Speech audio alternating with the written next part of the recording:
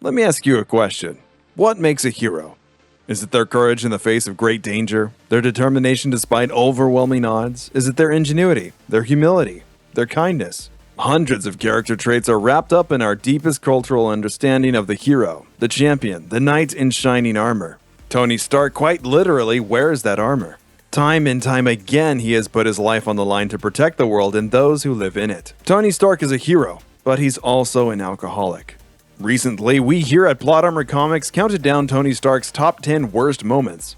There may be a nefarious temptation to expect this video to be a sequel to that list, but the character's history of alcoholism was not and should not be included in that countdown. More than any brawl with Thanos or world-saving invention or even badass metal suit, this battle against addiction is the defining tale of Tony Stark's heroic spirit. Alcohol is the immortal, fire-breathing dragon to Tony's knight in shining armor, the one foe no repulsor blast or unibeam could ever defeat. A lifelong struggle that fundamentally proves that Tony Stark, not just Iron Man, possesses the undeniable qualities of a hero. Demon in a bottle. To get an accurate understanding of the weight and significance sobriety holds in Tony's life, let's start at the beginning. Tony's first drink came at a young age, a very young age. His father, Howard, had been drinking heavily one fateful New Year's Eve and insisted his son drink a glass of single malt bourbon in order to be tough, strong, to be a man. Tony's mother objected, but Howard was aggressive and tyrannical, not to mention misogynistic. Howard cruelly forced his own son to walk the first steps down the long road of addiction and dependence that would define him for much of his adult life. When Tony reveals the origin of his drinking problem at an Alcoholics Anonymous meeting as an adult, he calls quitting drinking the hardest thing I've ever done. While in the throes of alcohol, Tony says, "I lost my dignity, my pride, my self-respect, and very nearly my life." The story of Tony losing everything to the drink also marks the first time Marvel readers were introduced to the Ironclad Avengers' addiction, and it takes place in the now prolific pages of the Demon in a Bottle story arc from 1979. Demon in a Bottle is a character-defining narrative for Tony Stark, one that would forever change how the world understood Iron Man's motivations, struggles, and triumphs. From writers David Michelini and Bob Layton, and illustrators John Romita Jr. and Carmine Infantino, the 9-issue story arc brought Tony lower than he'd ever been before and forced him to reconcile with Iron Man's greatest enemy of all, his own alcohol dependence. The story starts with Tony Stark's plane colliding with a military-grade tank careening through the skies.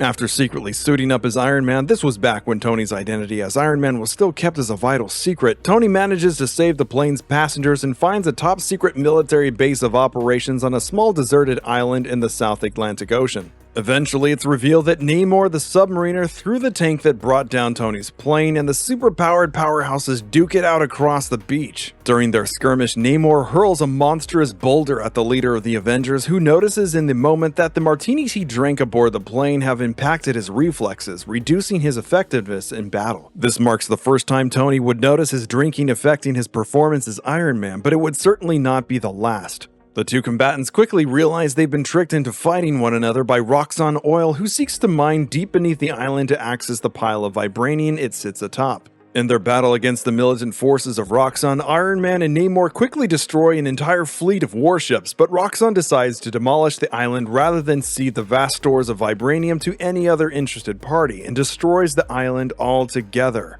After his battle against Roxxon, Tony returns to civilization but soon finds his armor dangerously malfunctioning during a routine flight. The glitch in his armor thankfully doesn't cause any casualties but does send Iron Man flying straight through an office building. Tony puts his armor through rigorous tests after the incident to ensure his exoskeleton is in working order, never suspecting that the dangerous incident may be something more nefarious than a simple malfunction.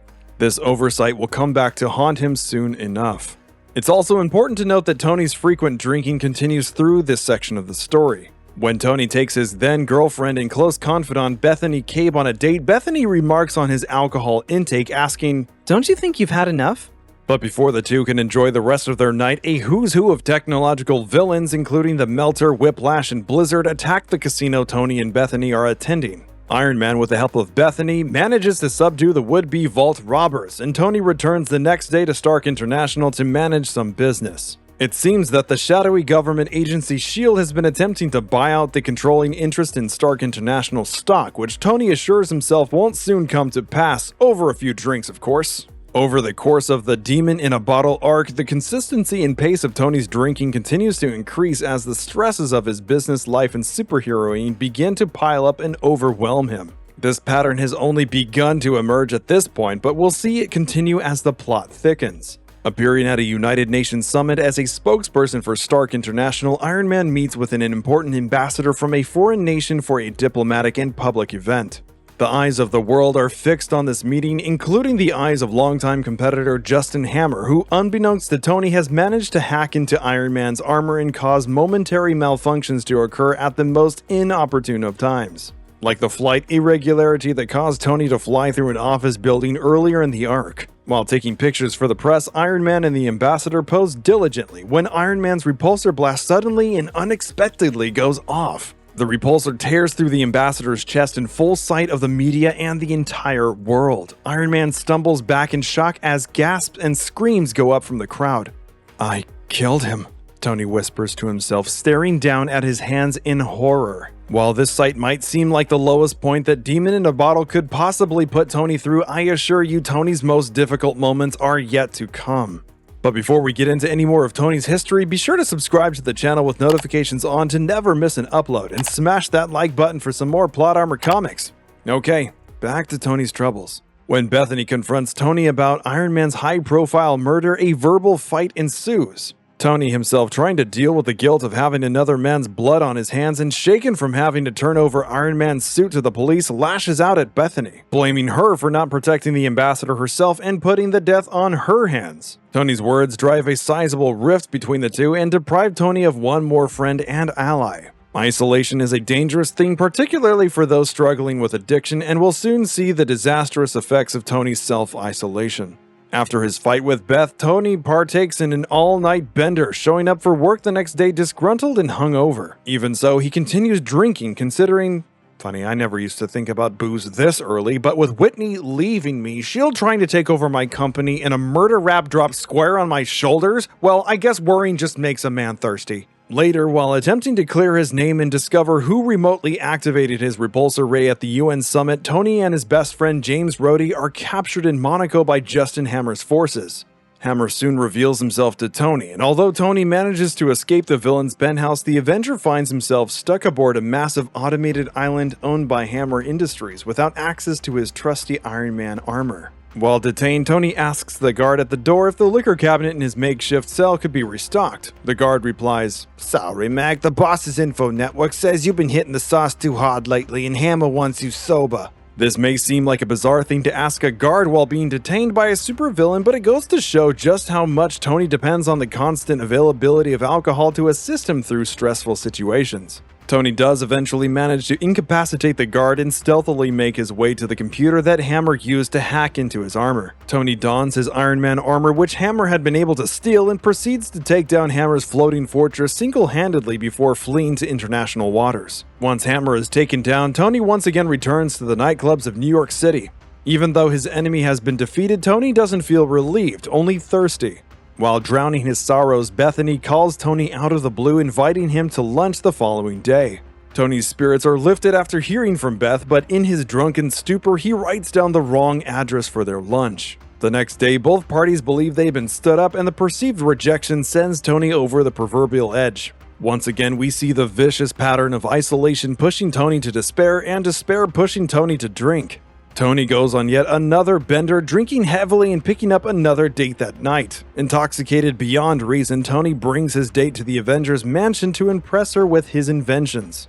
Tony's loyal butler Jarvis politely suggests that showing classified inventions to the public might be a lapse in judgment, but Tony lashes out viciously at Jarvis for daring to reprimand him. The next day, Jarvis hands his formal letter of resignation to Tony at his office. At this point, Tony's drinking has officially spun out of any semblance of control and is causing major consequences to not only his professional life but his intimate personal relationships as well. The villain has already been stopped. Justin Hammer has been defeated. No longer is Iron Man considered a murderer or a threat to public safety, and yet Tony's troubles seem larger and more severe than ever. Even when all of Iron Man's adversaries lay defeated, still one more remains in the wings, preventing Tony Stark from being happy: the man in the mirror. The climax of Demon in a Bottle begins with a definition we wrestled with at the beginning of today's video. As Tony Stark sits in his office staring into his alter ego's helmet like a superheroic Hamlet, the narrator ponders, by definition, a hero is a man who battles against overwhelming odds for a cause, an ideal, or for the lives of innocents. A man subject to pressures and responsibilities far beyond those of his peers, such is a burden that must take its toll, eventually from even the most valiant warrior. And it is then that the test of a true hero begins.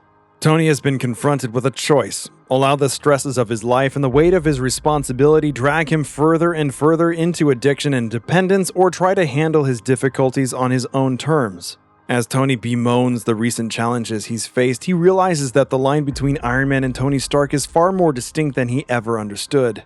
He takes another shot of whiskey and resolves, "Since Tony Stark is behind all my problems, I'll just stop being Tony Stark." Donning his red and gold helmet and reinvigorated with his new ill-fated plan, Tony takes off from his office, drunkenly forgetting to open the window before he crashes through the glass and steel wall of his office. An inebriated Iron Man takes off over the state, quickly coming across a derailed train carrying dangerous equipment. Without asking questions or considering the situation in the slightest, Iron Man jumps into action. He lifts the tanker carrying dangerous gas off of the rails, but in his rashness, the tanker comes free of its supports and falls to earth with a deafening crack.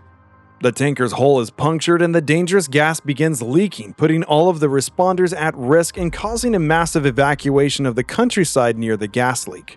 Iron Man, ashamed, flees the scene in silence, soberly understanding the damage he has caused and the danger he has wrought. Returning to the bar in his penthouse, Tony begins pouring himself a glass of scotch when he is stopped by none other than Bethany Cabe. Tony begins his usual response: denial and refusal for anyone's help, until Bethany reveals the story of her ex-husband.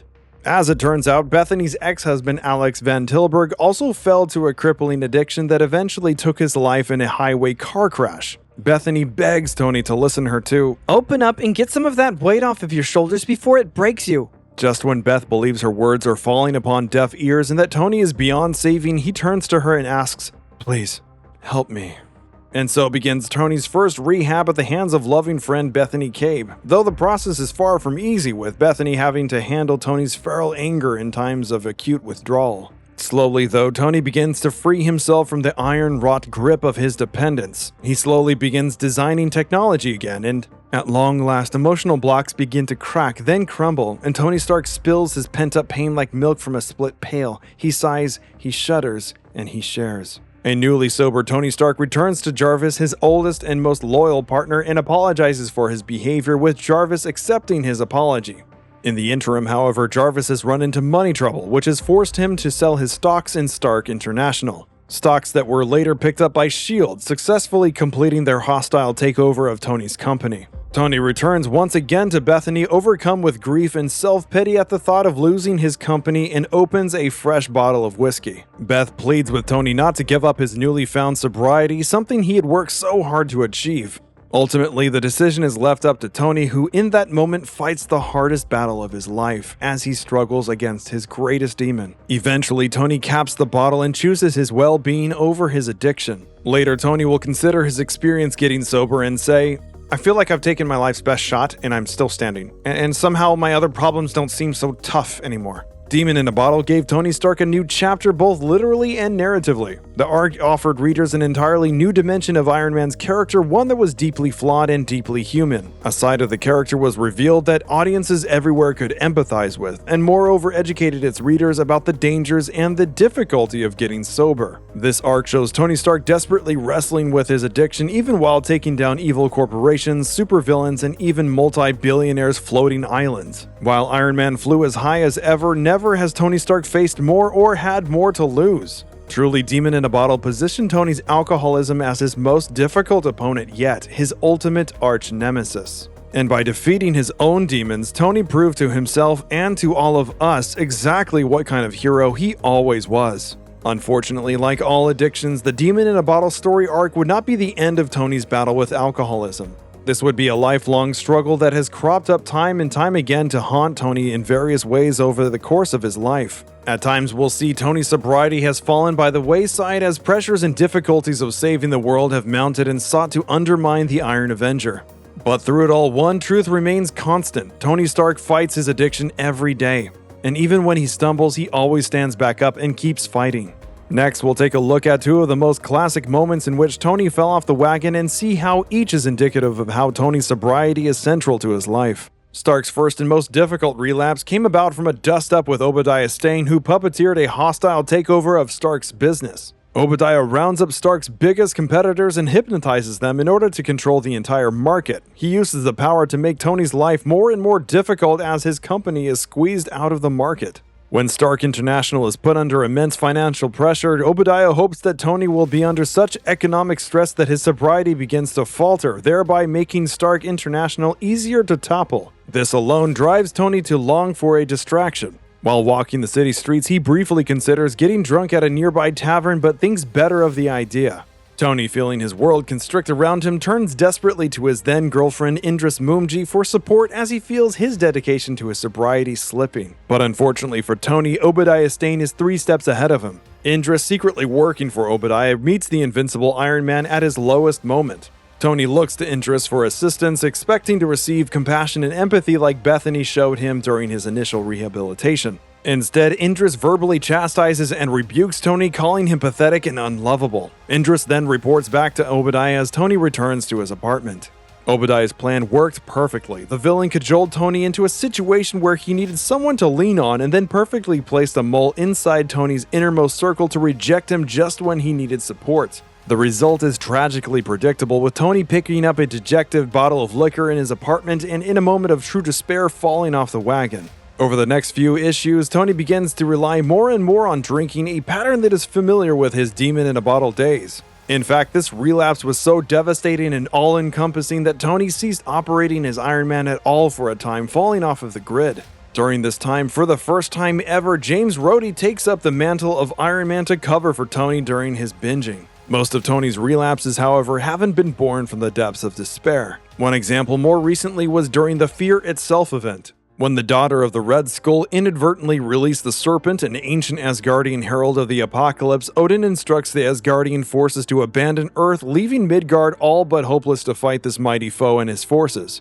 Desperate and looking outclassed by this new villain, the Avengers scramble to try to defend the entire globe while Tony travels alone to the side of the Asgardian retreat. Recognizing that Odin's attention would only be won by a meaningful offering, Tony screams up at the night sky. "Here's a sacrifice, you cycloptic bully! I gave you my dignity, my integrity, and now I'm giving you the only damn thing I have that's of any value!" Tony kneels at the site, begging Odin to answer his prayer, and brings a bottle of alcohol to his lips. The magnitude of this offering is monumental, and an excellent example of the role Tony's sobriety plays within his life nowadays. Now that Tony is in recovery, Tony values his sobriety over all else. It serves as unassailable proof that he values his own self-worth, proof that he is taking care of himself. Tony's sobriety has become so valuable to him that giving it up is the greatest sacrifice he can make to win an audience with the almighty Odin. And what is perhaps even more impressive is that it works. After witnessing such a selfless act of heroic sacrifice, Odin grants Tony the audience he sought. While it speaks volumes that Tony's sobriety was the most important thing he could think of to offer Odin, it perhaps says even more than Odin, the Allfather, one of the most powerful beings in the Marvel Universe, saw Tony's sacrifice and deemed it worthy of his consideration. While most heroes can point back to the very day they fought their toughest battle, Tony Stark wrestles with his greatest adversary each and every day. Tony Stark has never been the Boy Scout that Captain America always was, or had the unyielding moral compass of Spider-Man. But in the everlasting battle against his addiction, Tony exhibits an undeniable, inspiring, heroic spirit day in and day out. If you or a loved one is struggling with alcohol or substance abuse, the Substance Abuse and Mental Health Services Administration National Helpline is confidential, free, and operated 24 hours a day at 1-800-662-4357. On behalf of everyone here at Plot Armor Comics, thank you so much for watching and have a wonderful day.